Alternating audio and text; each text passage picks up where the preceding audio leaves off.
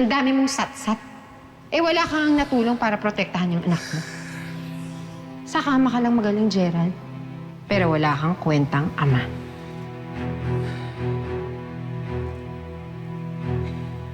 Patawarin mo ako, anak. Hindi ka sana malalagay sa panganib kung naprotektahan kita. Pero huwag kang mag-alala.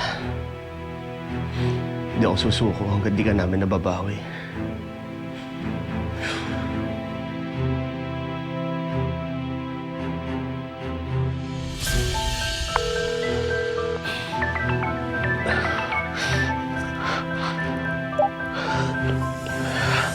Betsy, nakikiusap ako sa'yo. Huwag mong idamay si Mindy sa gulong to. Pakawalan mo siya. Maawa ka sa kanya. Gerald, ayoko din gawin to. Pero wala na akong choice. Desperado na ako.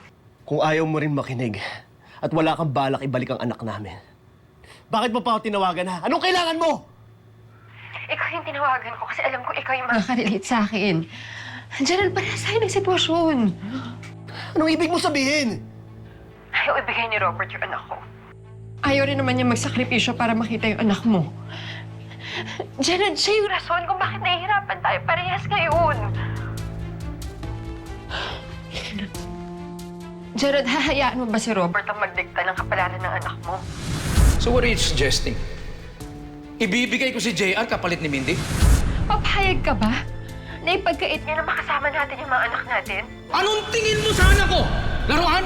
Pwedeng pamigay ng ganun lang? Ikaw ang tatay ni Mindy. Responsibilidad mo siya.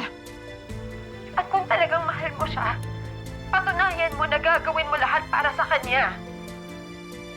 At hindi mo hahayaang harangin ka ng kahit sino o kahit anuman. Yung karapatan mo makuha mo ulit yung anak mo. Huwag ka nang umasa na makukuha mo si JR. At hindi ko siya ibibigay sa isang kriminal.